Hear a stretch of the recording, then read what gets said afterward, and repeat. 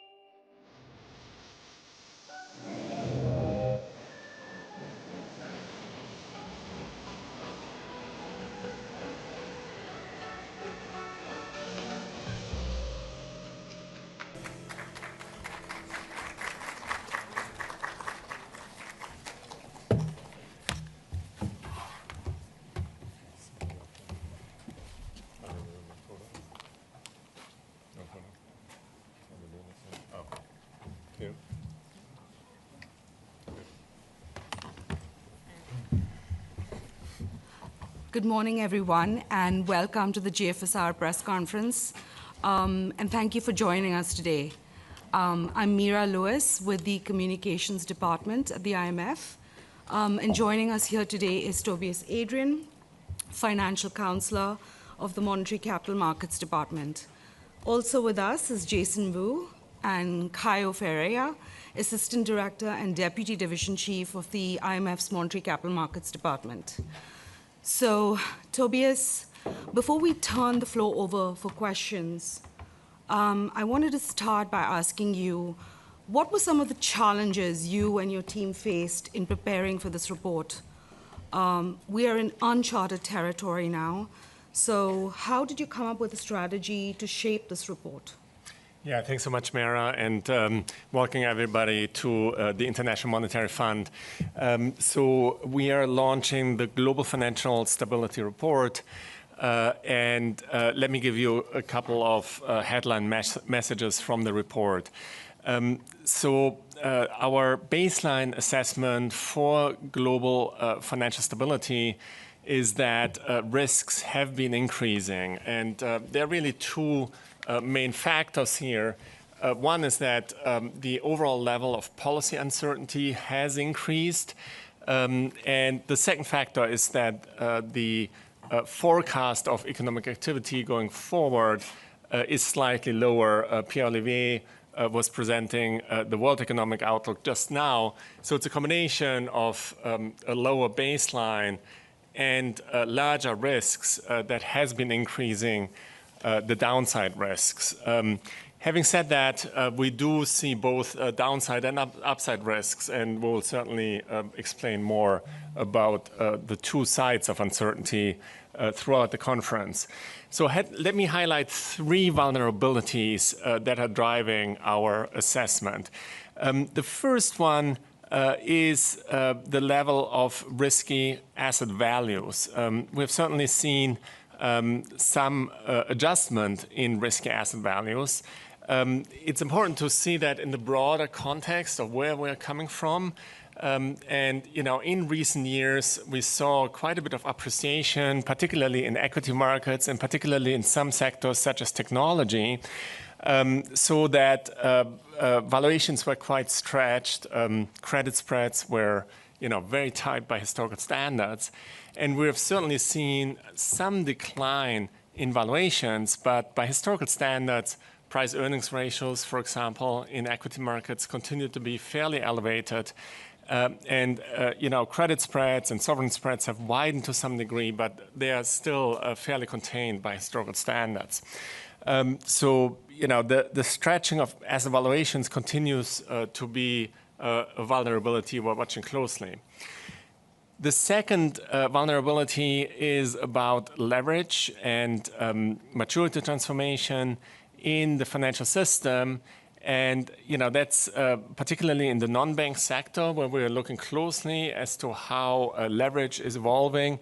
As market volatility has increased, we have seen some degree of deleveraging, but market functioning has been sound so far. So with higher volatility, we would expect asset prices to come down.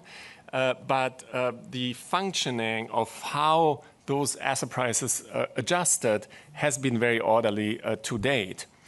The third vulnerability that we are watching is the overall level of debt globally.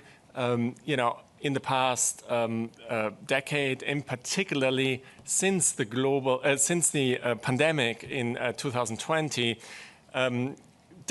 sovereign debt levels have been increasing around the world, and it's the backdrop of higher debt that can interact with financial stability. And that's particularly true for emerging markets and frontier economies, where we have certainly seen some widening of sovereign spreads. Issuance year to date has been strong, but of course the tightening of financial conditions that we observed in the past 3 weeks, has an outsized impact on those more vulnerable countries. Thank you, Tobias. And now I'll open up the floor to questions. If you can please identify yourself and your outlet. You also have the report online if need be, and you can also join us online via the WebEx link. Thank you. So the lady here in the front.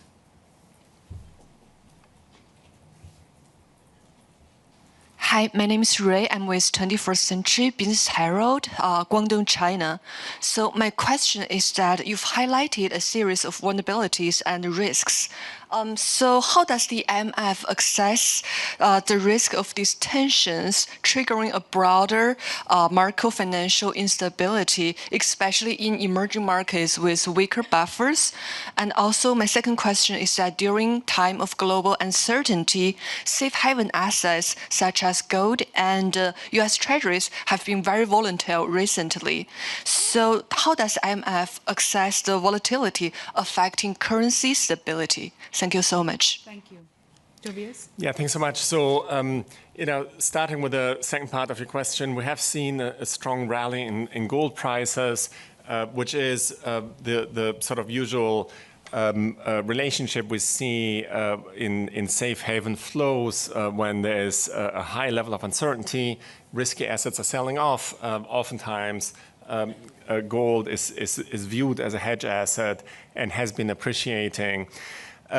Concerning U.S. Treasuries, of course, U.S. Treasuries remain the baseline reserve asset globally. It's the largest and most liquid sovereign market, and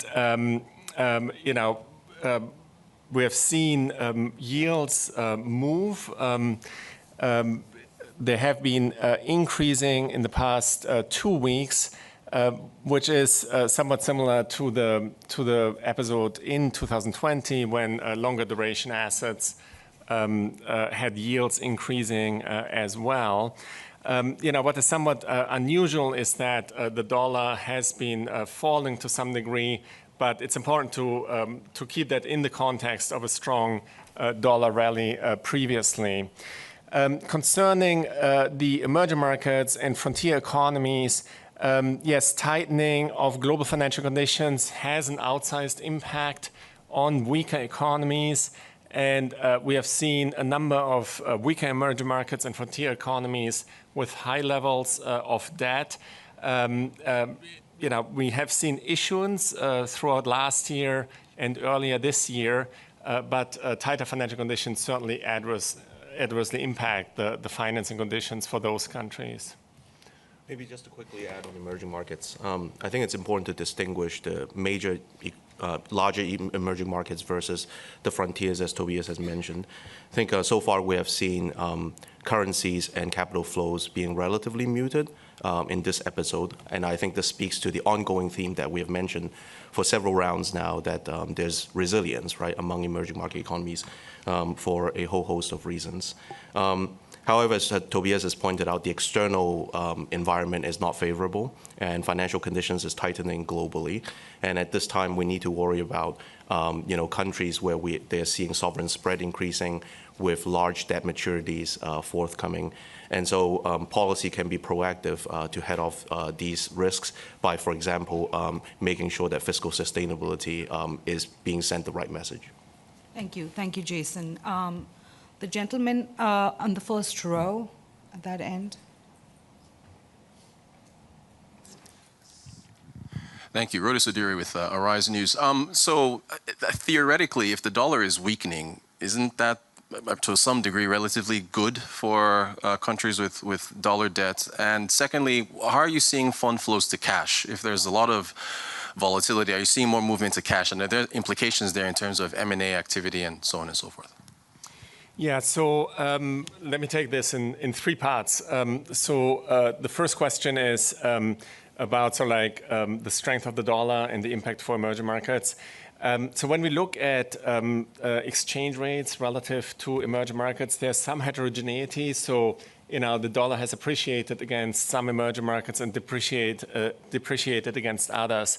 But it's not the only impact on those financing conditions. We certainly have seen a notable widening of financing spreads, and that is probably the more important determining for external financing conditions in emerging markets. Now, having said that, in some of the larger emerging markets with developed local government bond markets, we have seen some inflows into those local markets, but it's very country specific. Turning to the question of investment decisions, we think that the first order impact here is the overall level of uncertainty. So, generally investment decisions are easier in an environment with certainty. So given that there remains some uncertainty about how policies are going to play out going forward, that can be a temporary headwind to investments or merger activity. So just to quickly respond to your question about cash. I think during periods when markets are volatile, it's reasonable that market participants and investors demand more liquidity, thereby moving in cash, right? We have not seen this happening en masse so far during this episode. So we have seen bank deposits increase a little bit in the United States, but I think the magnitude is significantly smaller compared to previous episodes of stress. Thank you. Thank you, Jason. So the lady here and the second row with the glasses. Thanks. Hi, Sue Chan from The Telegraph. Do you see any parallels between recent moves in the bond market, particularly in US Treasuries, with what happened in the wake of the Liz Truss mini-budget? And do you think any lasting damage has been done?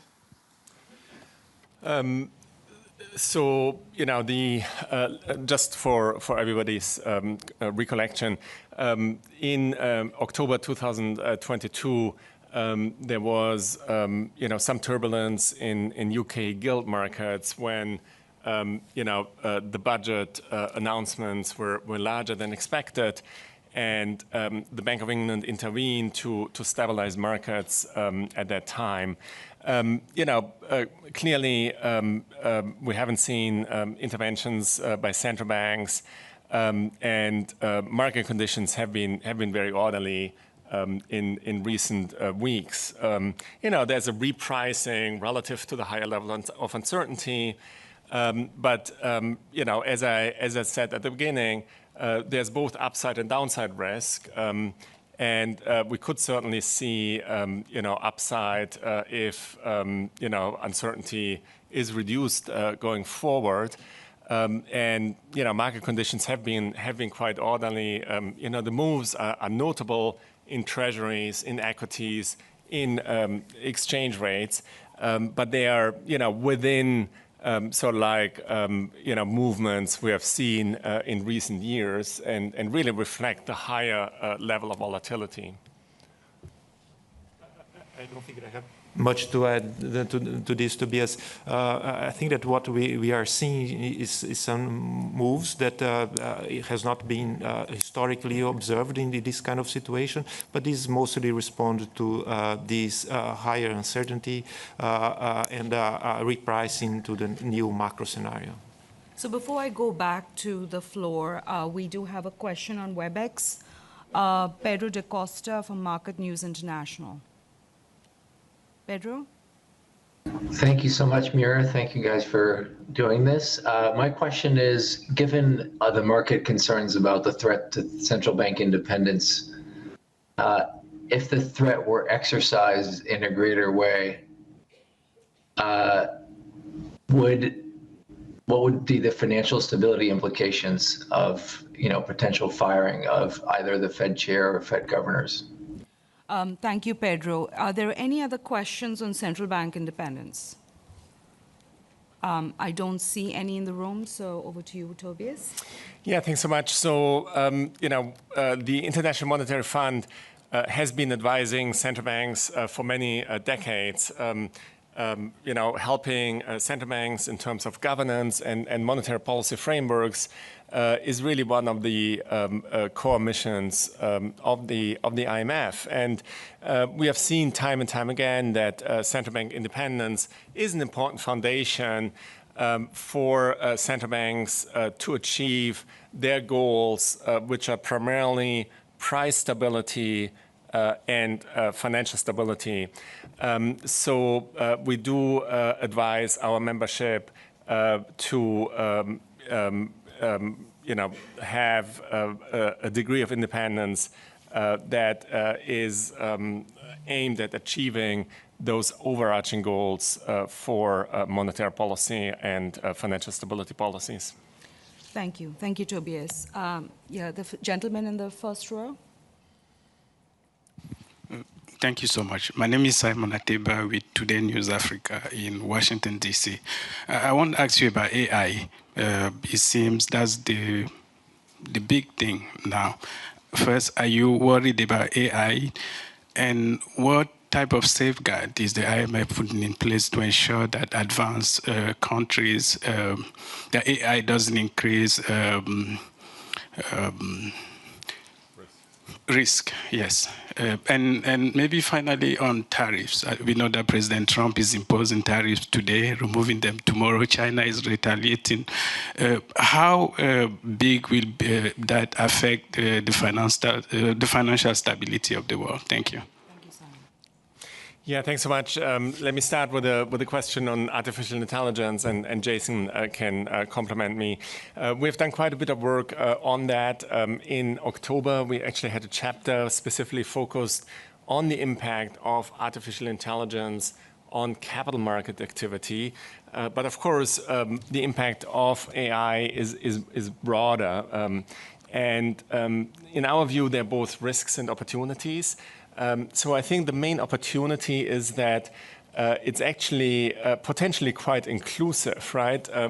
Everybody that has access to the internet via a smartphone or a computer or a tablet, in principle, can use those very powerful artificial intelligence tools. And we have seen examples in emerging markets and lower income economies where entrepreneurs are actually using these new tools to innovate, and that can boost productivity around the world.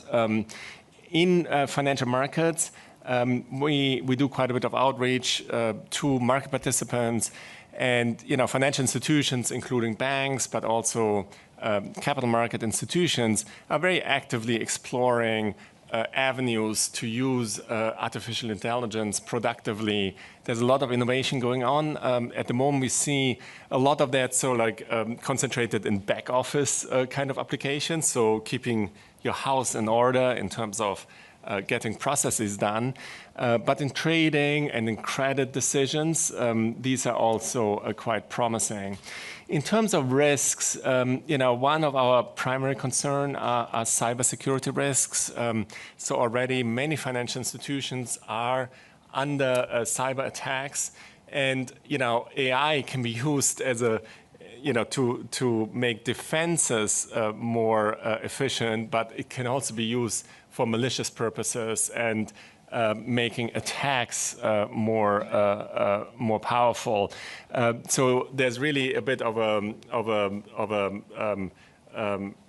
power game going on both sides, and we certainly advise many of our countries to help them get to a more resilient financial system relative to those cyber threats. Maybe just quickly to complement, I encourage everybody to read the Chapter 3 of October 2024 GFSR, which addresses the issue of artificial intelligence in financial markets. Tobias is right that benefits and risks on both sides. In addition to cybersecurity, I just wanted to highlight a couple more things, which is that many of the financial institutions that we spoke to are still at its infancy in terms of deploying AI to make decisions, meaning for trading or for investment allocation, very early stages. But suppose that this trend rapidly gains, right? What would happen to risks? I think I'll highlight two. One is concentration. Will it be a situation where the largest firms, with the best models tend to win out and therefore dominate the marketplace? And then what is the implications for this? The second is that speed of adjustment in financial markets might be much quicker if everything is based on high-powered, artificial intelligence type of algorithms. So with regard to these two risks, I think there's great scope for supervisors to gather more information, understand who the key players are, what they're doing. And international collaboration obviously is a crucial aspect of this. Market conduct needs to be taken into account. The future possibility that markets will be very much faster and more volatile, perhaps. Thank you. The gentleman on the second row, please. In the middle here. Thank you. Good morning, I'm Fabrice Naudet-Langlois from the French newspaper Le Figaro. I have a question on the US public debt. There is a widespread opinion that whatever the level of the public debt, because of the significant role of the dollar, because of the might of the American military and economic power, it's not a big concern. But under what circumstances, under what financial conditions would the US public debt become a concern for you? Yeah, thanks so much for the question. And we're certainly watching sovereign debt around the world, including in the US. I do want to point out that there will be a regional briefing for the Western Hemisphere that will specifically focus on the Americas, including the United States. So, when you look at our last Article 4 for the United States, we certainly find that the debt situation is sustainable. The U.S. has many ways to adjust its expenditures and revenues, and we think that this makes the debt levels manageable. Having said that, as I explained at the beginning, we have seen broadly around the world an increase in debt to GDP levels, particularly since the start of the pandemic in 2020. And it is an important backdrop in terms of pricing and financial stability. So we're watching the nexus between sovereign debt and financial intermediaries very carefully. Yeah, sure. Maybe one issue related with that, I think that we flag in the GFSR, is that I think that there is an anticipation that there not only in the US, I think in several countries there will be a lot of issuance of new debt going forward, particularly in a moment where several central banks are doing some quantitative tightening. This might bring some challenges in terms of the function of the financial sector. Everything that we are seeing now seems to be working very well, even when we have this kind of shock, and this is not a major concern. But going forward, we feel that it's important to continue monitoring market liquidity. There is some flags that we have raised, particularly in terms of broker-dealers' capacity to continue intermediating and provide liquidity to public debt. And it's important to keep monitoring this as central banks keep going on in the quantitative tightening. Thank you, Kaio. And just to add to Tobias's point, we will have a lot of regional pressers this week, and the Western Hemisphere presser, it will be on Friday, if you have any US-specific questions. Thank you. The lady here on the front row. Thank you. Thank you for taking my question. My name is Nume Ekege from This Day newspaper, Nigeria. So the report mentions Nigeria's return to Eurobond markets, and we know it was received positively by investors. So how does Nigeria's return to Eurobond markets signal renewed investor confidence, and what specific microeconomic reforms or improvements contributed to the shift in sentiments? Thank you. Thank you for the question. So, let me make some remarks about Nigeria and then sub-Saharan Africa in general. In the case of Nigeria, macroeconomic performance have held up, right? GDP growth has been fairly consistent, and inflation has been coming down. And earlier this year, we have seen Nigerian sovereign credit spreads lowering. I think the reforms that authorities have done, including the liberalization of exchange rates, has helped in that regard. That said, I think I want to go back to the theme that Tobias has mentioned, which is that during a time where global financial markets is volatile and risk appetite in particular is wavering, this is when we might see increases in sovereign spreads that will challenge the external picture for Nigeria as well as other frontier economies. So for example, Nigeria's sovereign spread has increased in recent weeks as stock markets globally has declined. The other challenge, of course, is for large commodity exporters like Nigeria.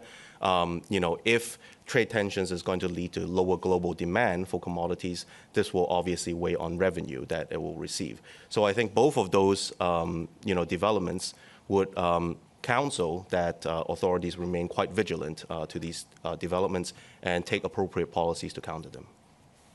Thank you, Jason. And just before I come back to the floor, we have another question online from Lu Kang, Sina Finance.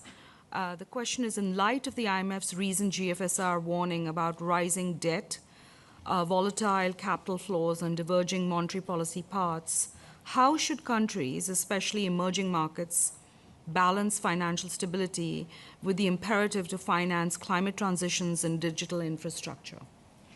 Yeah, thanks so much. We do a lot of work on debt management with countries. We're providing technical assistance, and we're doing a lot of policy work on debt market development. So, I think the two main takeaways are, number one, the plumbing matters, right? So, putting into place mechanisms such as primary dealers and clearing systems, pricing mechanisms in government bond markets is important all over the world. That includes the most advanced economies as well as emerging markets. And we have seen tremendous progress in many countries, particularly the major emerging markets, in terms of developing those bond markets.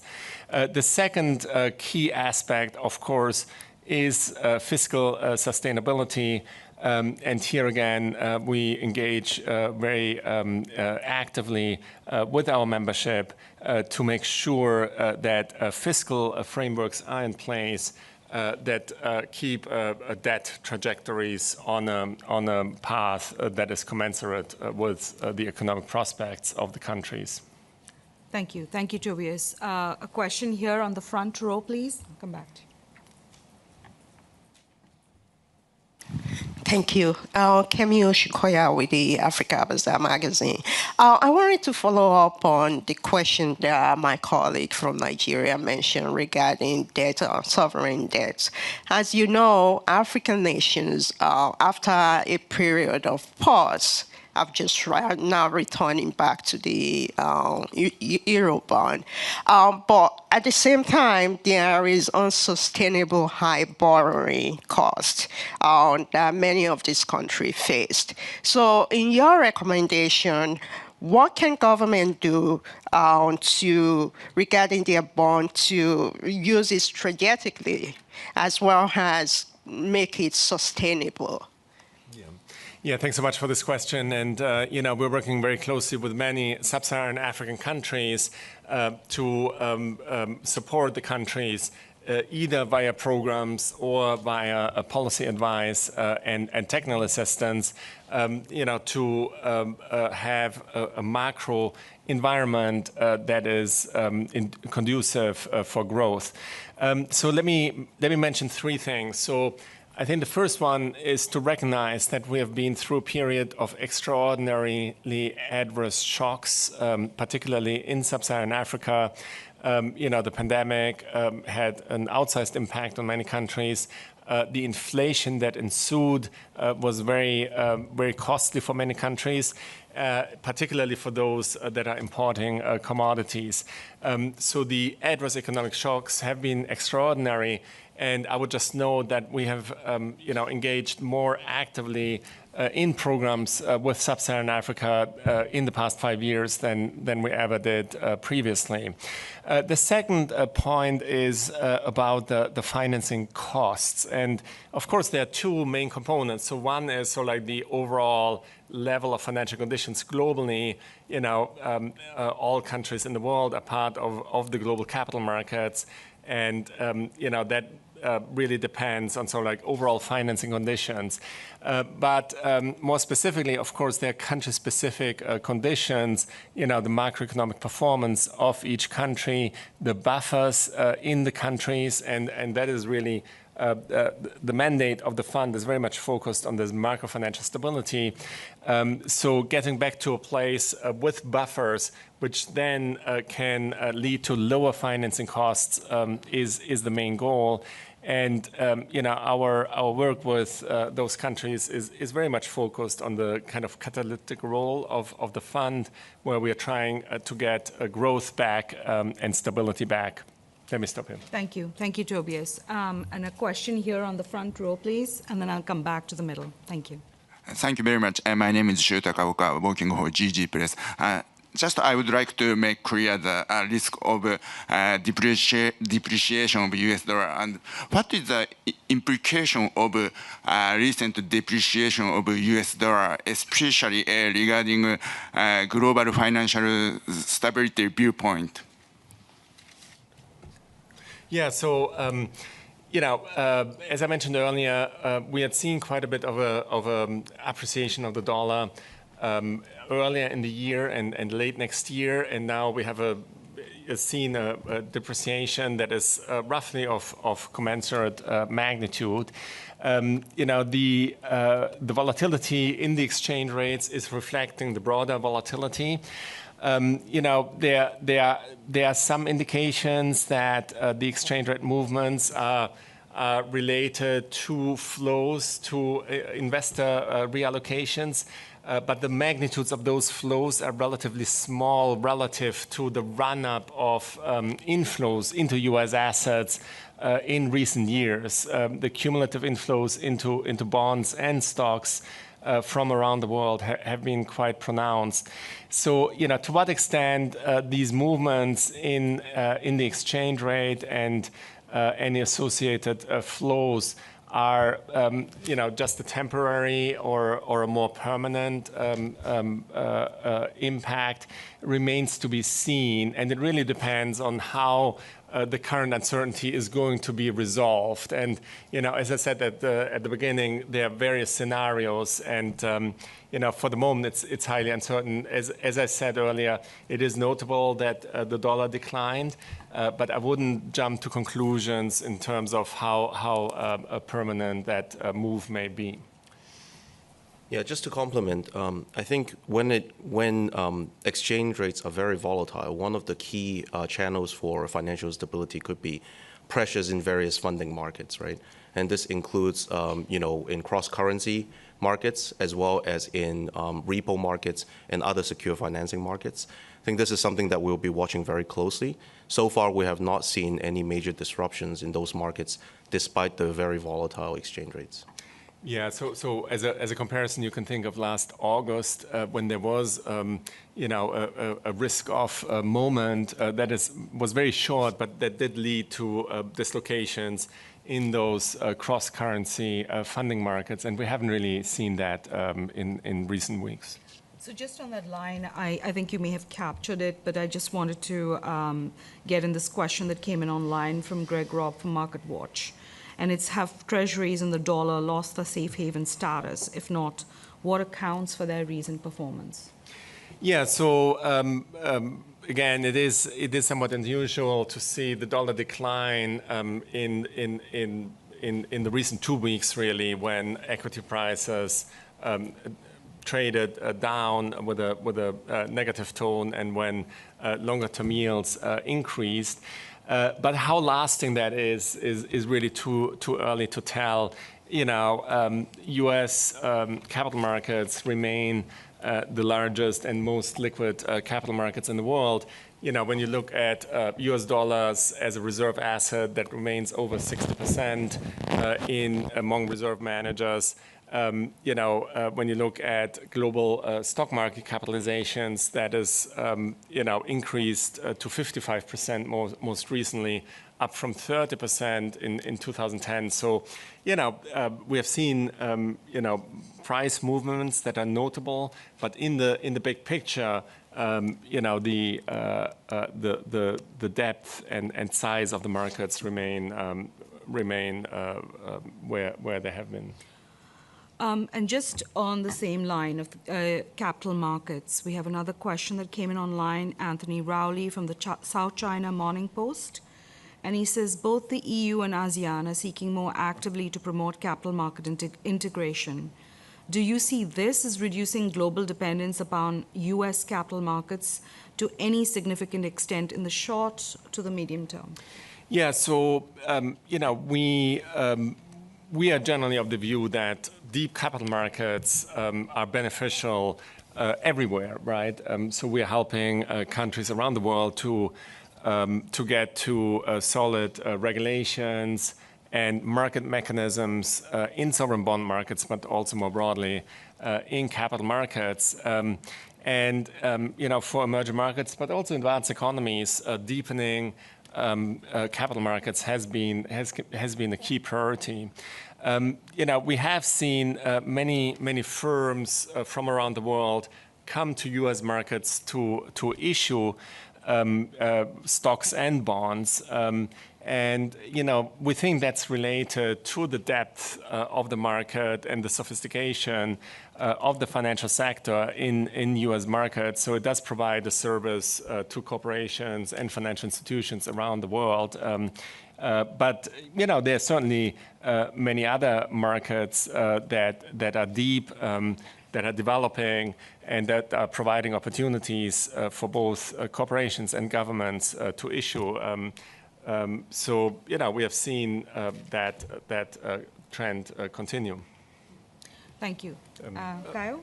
Maybe just more broadly, I think that it's on development of the capital market, as Tobias was saying. I think that it's an important goal, and this comes hand in hand with the growth of non-banking financial institutions that we are seeing across the globe, and we see this as a potential positive development, right?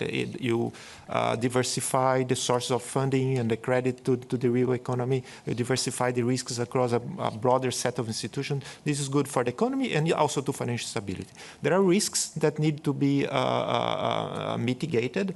We discussed some of them in the GFSR, leverage, interconnectedness between different kinds of institutions. But it's overall, there are policies created by the standard setters that, if implemented, can mitigate effectively these risks. Thank you, Kyle and Tobias. Going back to the room, there's a lady in the second row. Hi, Riley Callanan from G0 Media.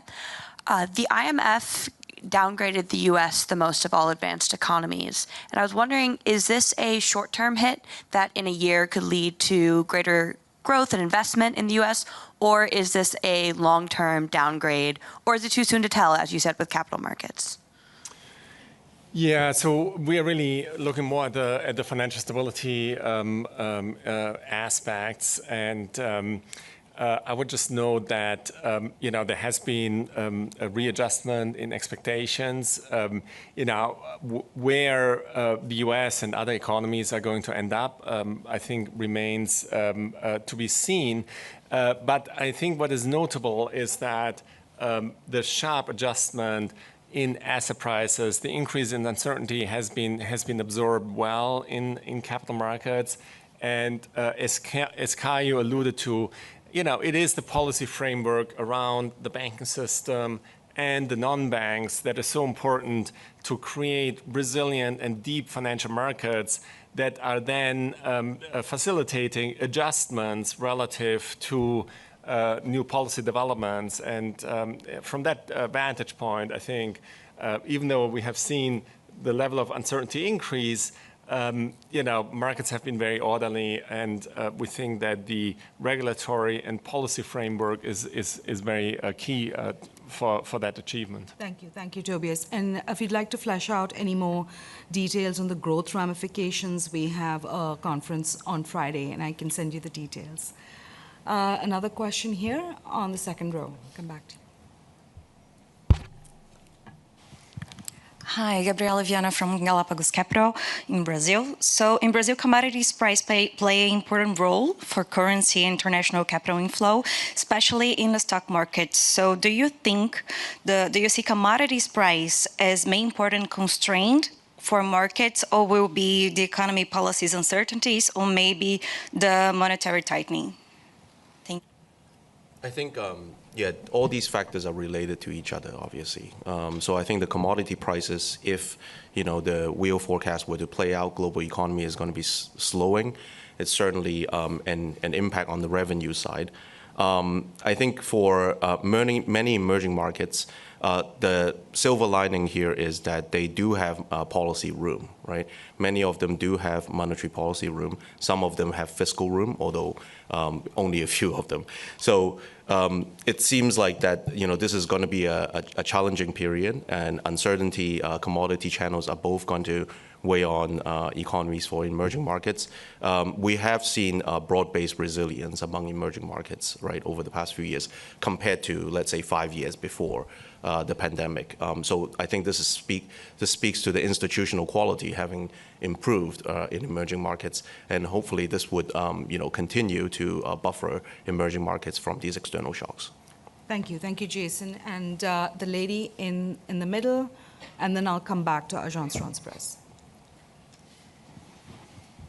Hi, thank you for taking my question. I'm Stephanie Stacey from the Financial Times. I wanted to expand on the previous questions about the dollar and treasuries.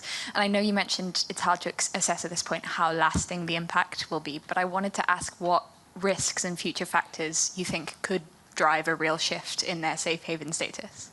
And before we continue, are there any other questions on the dollar and the safe haven status? Yes, here is a question here. Hi, Mehreen Khan from The Times. Sorry, I'll stand up. You mentioned the importance of swap lines and central banks cooperating at times of market stress. I mean, how much are we taking this type of cooperation for granted? And how much is the idea of the Fed providing swap lines to other central banks now in question, given the nature of the scrutiny that the institution is under from the Trump administration?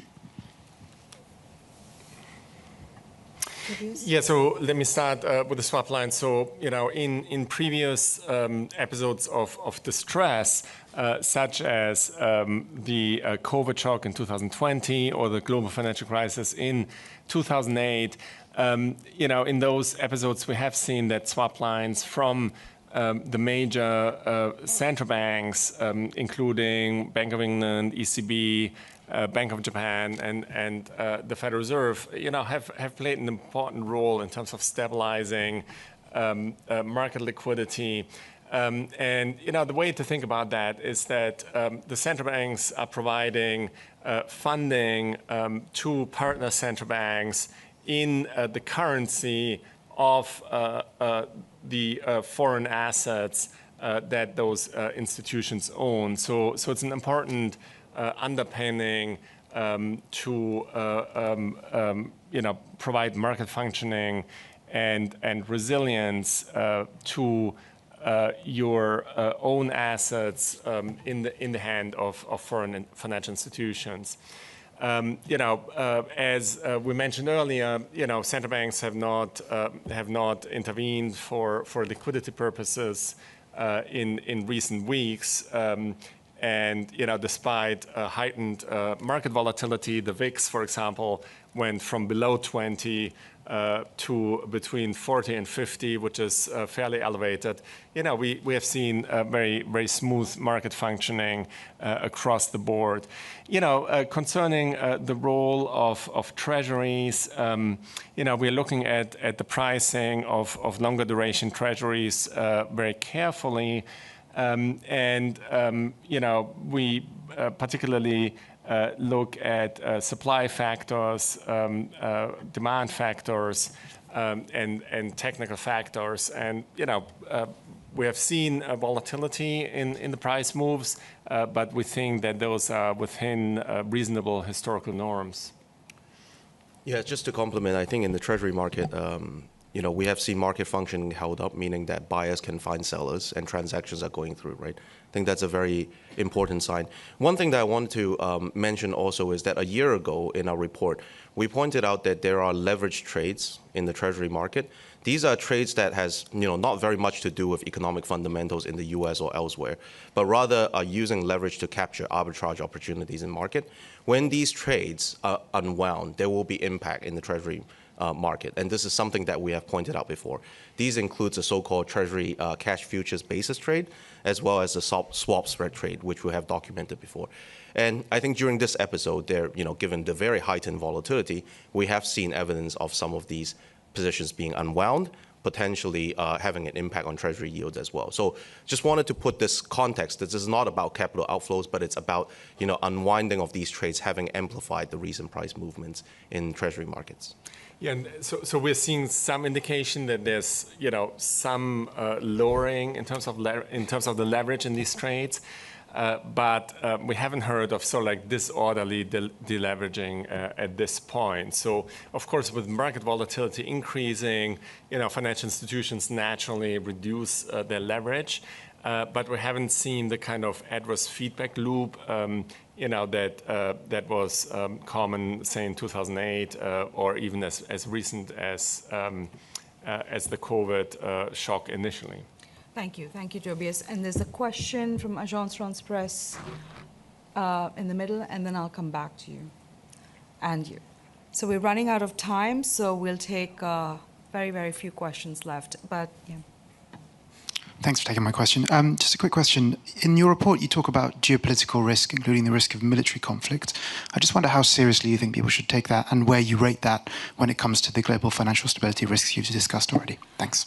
Thank you. And I've just been told we're running out of time, so we'll just clump those questions if you can be very quick. The gentleman over there and the lady there, and then we'll wrap it up. Thank you.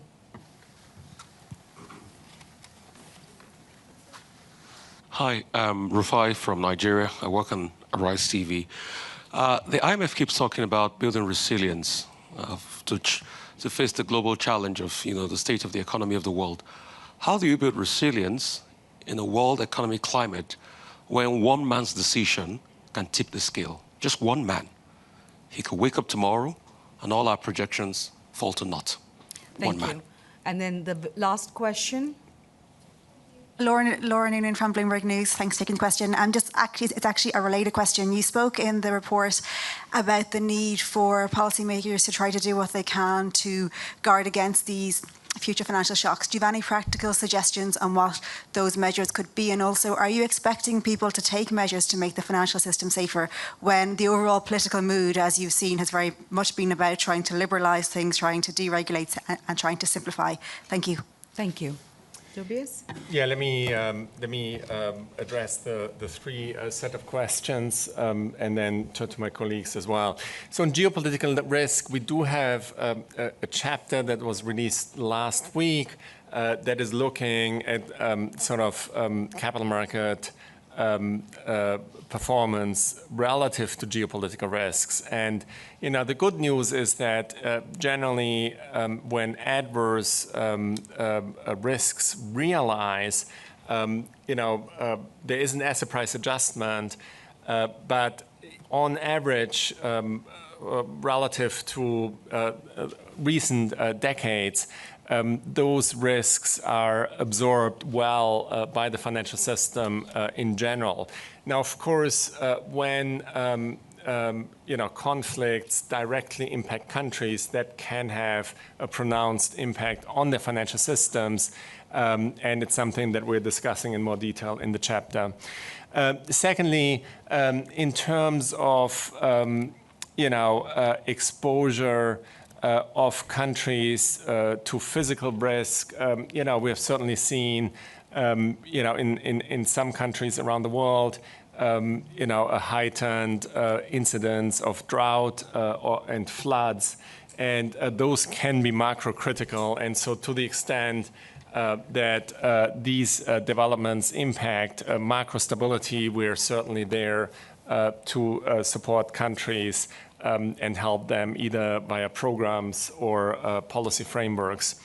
Thirdly, in terms of the regulation of financial institutions and financial markets, I think the last couple of weeks are a very good illustration for the importance of resilience of financial institutions, right? I mean, we have seen a tremendous increase in the level of volatility, which reflects the higher level of uncertainty. Last of October, our overarching message in the GFSR was that there was this wedge between policy uncertainty and financial market volatility, which at the time was very low. And we have seen, financial market volatility catch up with the high level of policy uncertainty. But that has been orderly, and financial institutions have been resilient. And, that is really the main objective of financial sector regulation, is to get to a place where the financial system can do its job in terms of adjusting to unexpected developments, right? And when you have resilience in banks and in non-banks, these adjustments are smooth. And that is the point of finance, right? It's a kind of insurance mechanism for the global economy and for individual country macroeconomies. So good regulation leads to good stability. And, we have a lot of detail on that in the GFSR. Yeah, sure. Maybe I can add a little bit on this, how to be the resilience, right? So I think that as Tobias was saying, and I think trying to anticipate shocks is very hard, and it's very hard to do it. So I think that the way to build the resilience is actually focusing on vulnerabilities, right? And in the GFSR, we focus on, we have mentioned some vulnerabilities that we feel that it's important at this time. So the valuations issues that makes the risk of repricing or repricing more likely, leverage in some segments of the financial sector and interconnections with the banks, and also, of course, rising and high debt in several countries. So how do you build the resilience in face of these vulnerabilities? We do feel that banks in most countries are actually the cornerstone of the financial sector, and so ensuring that they have appropriate levels of capital and liquidity is key, right? And the international standards do provide the base for doing that, and also to address some of other vulnerabilities like leveraging and interconnections between different kind of institutions, excessive mature transformations maybe. Finally, I think that the issue of rising debt, I think that one common theme that we have been talking about is about the need to credibly rebuild fiscal buffers. Thank you. Thank you very much. I know we've covered a lot of ground, but apologies that we couldn't get to everybody. If you do have any follow-ups or any questions, please feel free to reach out to me. You can find the report online, and we can also send it to you bilaterally. Again, thank you very much for coming, and thank you for your time. Take care.